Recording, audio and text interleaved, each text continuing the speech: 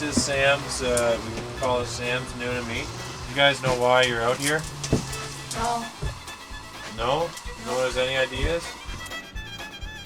We officially opened it last year, or this October. Sam's Noonemee means out on the land. It's for all grades, but for the 1 to 3s, it might be a little bit too far for them, like in the winter time, and they might get a little bit too cold. So we really target like the 4, 5s, and 6.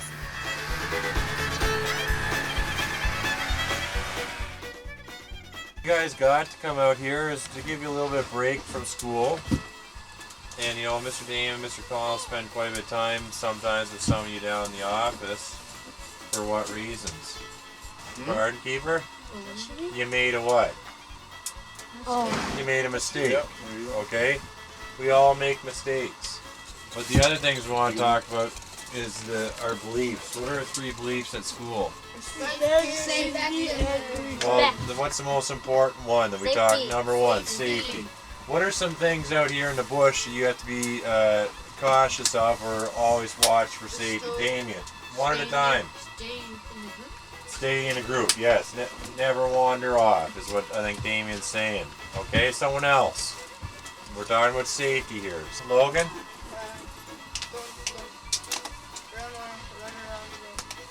Okay, don't run around. That's a prime example. Don't run around the stove or don't be pushing around the stove. Don't hit people. Yeah, well, that's being safe. How about when you're on the skidoo or in the toboggan? Second thing is our belief at school and out here is what? Respect. Is respect. Give me examples of how you can be respectful. Simon. Don't talk back's one way. Logan. There are 3 beliefs that we feel if those students follow them, they're going to be successful in the school and in life. So our 3 beliefs in the school are that everybody has the right to be safe and feel safe. Everybody has the right to be respected and to be respectful. And everybody comes to school to learn. So we set up 3 beliefs as our foundations for the school. Some of them, it's the first time for the kids to come out and experience this. Even looking for dry wood, you know, and starting a fire. Some of the kids, they didn't know how to put wood in the fire because they didn't know what kind of wood to look for. So we showed them what kind of dry wood to look for, and it was really good. What do you gotta do to start a fire? First we put in the wood, small wood first. Small wood first? Put it in big pile. Birch is really good to use. And also as well as put that on there. And then, Why is birch good? because it burns fast. Also these little things. And smoke. When you blow the thing, it blows. It's a hot dog cook-off. And in the evening, they can run around and play in the snow. It's so good for them. I think the way it benefits them is they're out in the outdoors, the fresh air. It gets them away from video games. It gets them away from their Xbox, from computer, from their iPods, from the cell phone, from the TV. And they're out here and they play games and they absolutely love it. Like this. And then now close your eyes and try to hold everybody as long as you can. Come out like in a big circle. Everybody has time. Now we got The big thing with these trips is to identify at-risk kids, try and get them to be interested in school. Some of the kids who may be low attenders or who may have behavior issues are coming to school for these kind of things and are wanting to come more. These kids who may struggle in the school academically or socially, a lot of times you take them out on the land and they're the strongest kids out there. They excel, and it's an opportunity for a book-smart student to go out on the land and be taught by a student who may not be as strong academically, but out in the bush they've spent quite a bit of time. So a lot of it's dealing with trying to get them here, trying to get them interested, but also it's working on self-esteem. And these students who are at risk, you take them on the land, this is their opportunity to shine and feel proud of themselves. At our school at Sam's, this is our big This is the girls' tent. The girls' tent? They slept on there and kept their fire on all night. And This it's is the boys' boiling. tent. We slept up there, and we kept the fire on all night. This is boiling. That's the stove that we kept the fire on all night. Come on. This is the storage for all of the saws and stuff. What kind of stuff do you keep in here? We keep the saws and we keep our food in here. We keep the axes in here. And all stuff we need to build the tent. This is the outhouse. Nice and clean. Outhouse. It smells free. The big thing of doing these kind of things is to incorporate culture, is to try and instill pride in culture and heritage in the kids. It's always great to have a local person there that has a lot more experience than I do, knows the land here, and the kids can hear from them and see from an expert. When my kids were younger, I said, you know, the trapping industry is dying. It's a dying art. It's a dying tradition. With my generation, I said, I don't want this, our tradition, our culture to die with me. So I said, I gotta pass this along. I wanted to pass my knowledge on to the next generation. And then with the schools coming along, I said, this is a great opportunity. And at that age, they're 11 or 12 years old, 13, some of them, and that age they're really impressionable. They just want to soak in that knowledge. Trapping season begins November 1st, and it ends March 31st. And so, one of the places that I like to set fox traps is right on my skidoo trail. This is actually kind of a trapper's pose. Down on one knee, and your hand is like that, and you press really hard down on this trap right here, and this one is actually, your fingers are right here, your thumb is right here. Press it down, spread it open. And then you hold it like this. You notice that I got one finger there and my thumb is holding the jaws apart. And then you put this catcher here over one jaw, hold it right in front of the spoon, lift it on, and then you let this thumb go and you're holding this together like this. Then you grab the spring, slowly release the spoon down. And this is the kind of toggle I like. It's a Y stick, and it's green. And good for marshmallows. It's really strong, eh? Can you put it in like this? It will never come off. Even if you're dragging it along, it wouldn't come off. In order for you to anchor it down, you need to dig a trench in your skidoo trail. Dig it out a little bit. And you put your toggle in there.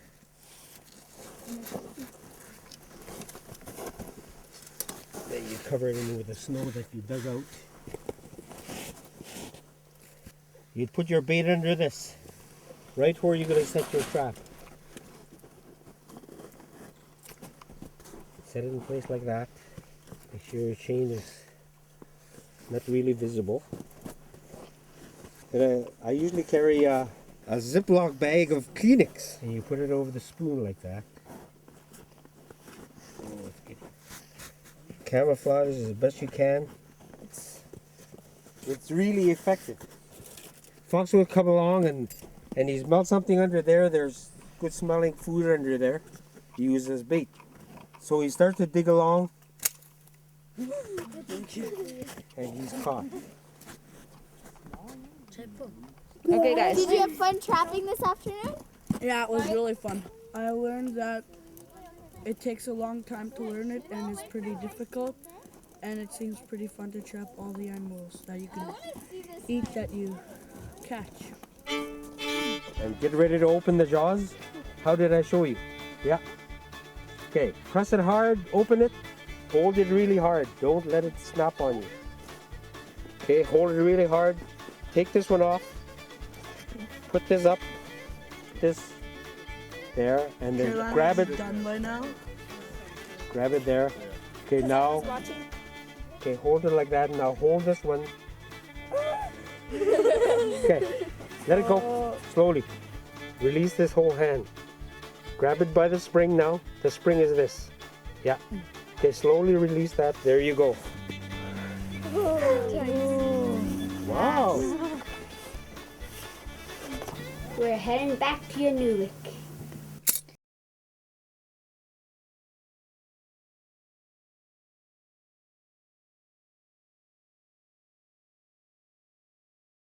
See the water dripping on there? That means it's active.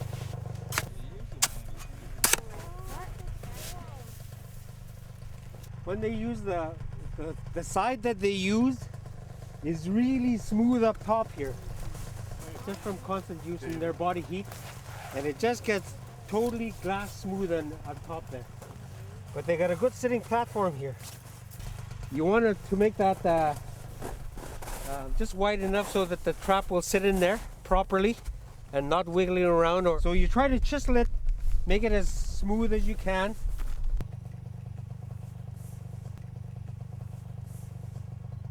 On the sitting platform there's a really nice concave or convex thing in there, and you try to find out, oh yeah, this is the middle of the curvature there, and so you give it try to fix it up as best you can, and then you clean it out. You just scoop out all that snow that you just finished chiseling. So you set your trap, give it a little angle like that. It sets, like if it was straight, this don't set right, huh? So I always give it a little angle and then it settles down right there. And then I give this a push and it pushes the spoon down further. You notice, you see it going down? I don't know, that's what I've always done. If you just set this in there and close it up and the muskrat gets caught, he's gonna take off down the hole with the trap. So you always gotta anchor it down. And this is called toggle stick. And you just put it on the side of the hole that you made. And if you want to anchor it down with some snow, you can. Put your trap in, and as soon as it starts to curve down, you pull it back just a tad, and then you anchor it in with a bunch of snow like that.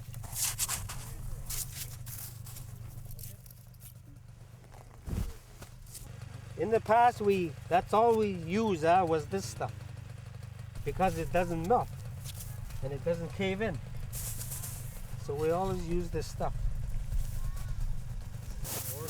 Then you just cover it up.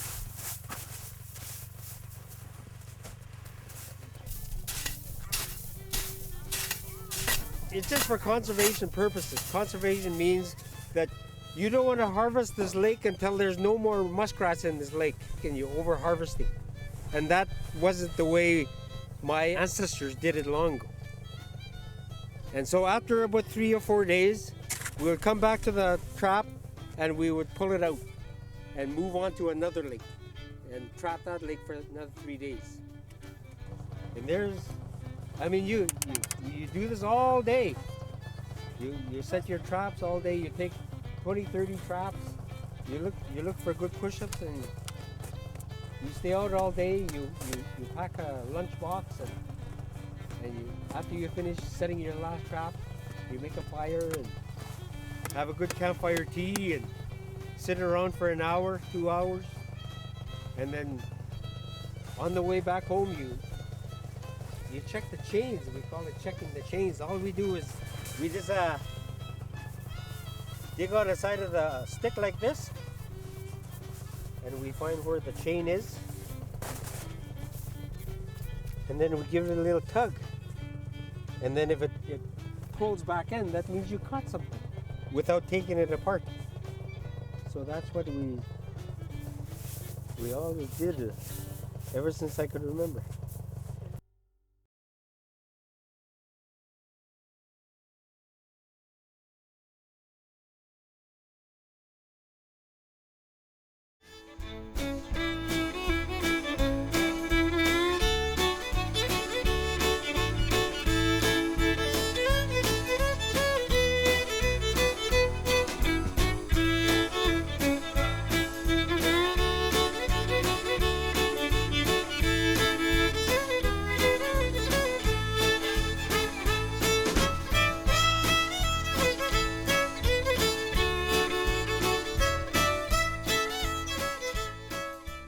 reason we do these programs is to try and increase attendance at school, is try and get some of these students who are at risk interested in school.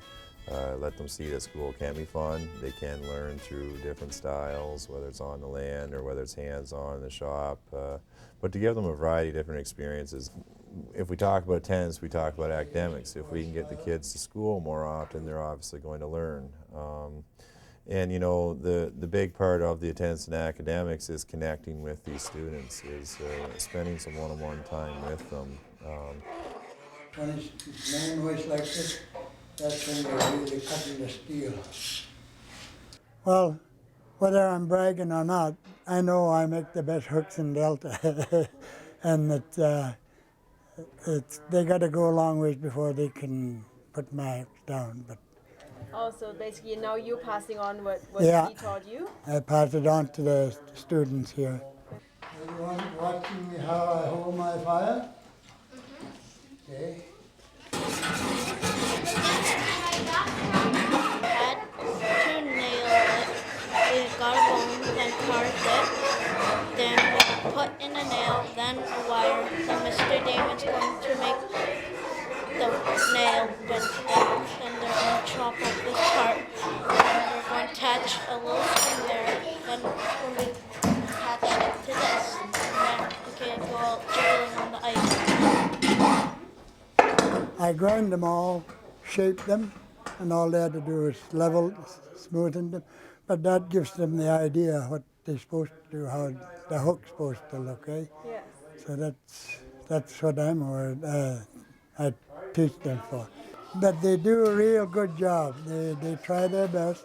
Yeah, they really do. They really do a good job.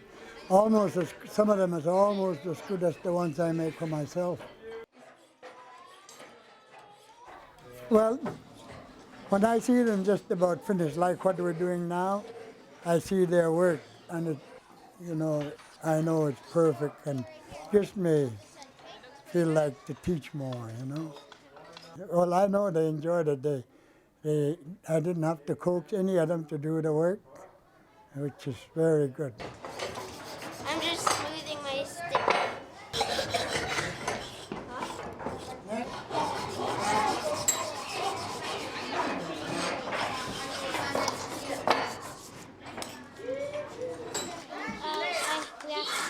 He has to cut it off and peel it.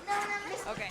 A lot of it deals with connecting with the students, and I know you know this by just going out with the kids. You spend quite a bit of time with them, and it's an opportunity for you to connect in something that's positive.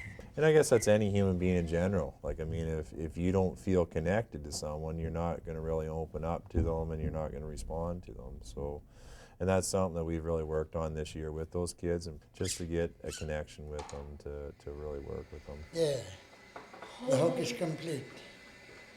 Yours? This is what the jiggling stick will look like. Find it, and you can dig a hole, and then you can jiggle it. So you're hoping you're going to catch a lot of fish with it?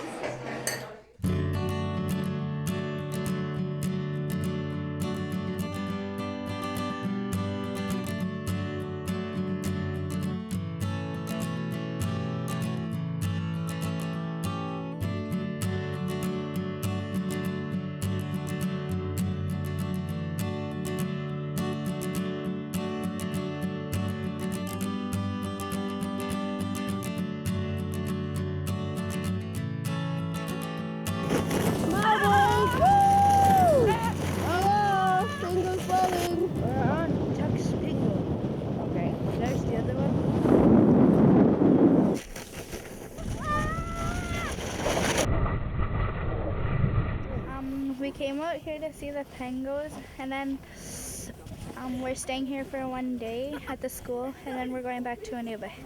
I didn't know there was that kind of big pangos. I didn't even know what was pangos at first. I know all about them. I don't know, I just know that pingo over there is the second largest pingo in the world. Well, there's a lake, and then when the lake dries up, there's wet soil, and when it gets cold, the water turns to ice, and then the wet soil starts to dry, and it starts pushing together, and the ice goes up, and it stretches the ground like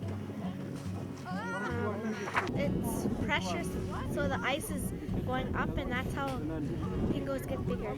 Yeah, because the ground stretches. If people drive on the pingos, wherever they drive, they tear up the ground, and it might melt the ice that's under the ground, because the ground is like a blanket for the ice to keep it from melting. Okay. And if somebody tears up all the ice with the skidoo, then it's gonna start melting, and then the pingo is gonna get smaller.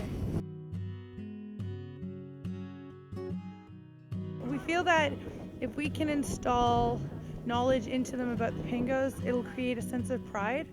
And we feel that if someone has pride in our pingos, they will work to protect and take care of them for future generations. So all in all, we're talking about ecological integrity, the animals that use the pingo, the vegetation around the pingo.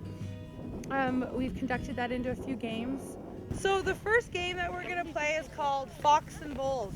So the bull is like a little lemming or a mouse. There's a whole bunch of tunnels underneath places among there that you don't see because they're under the ground. And the foxes like to eat the bulls, all right? That's what they do. So if you can't see something, you can't smell them because they're under the snow, what other sense would you use? You gotta be really quiet. You hear them scurry, and then as soon as the fox hears them scurry, he pounces on them. Habitat.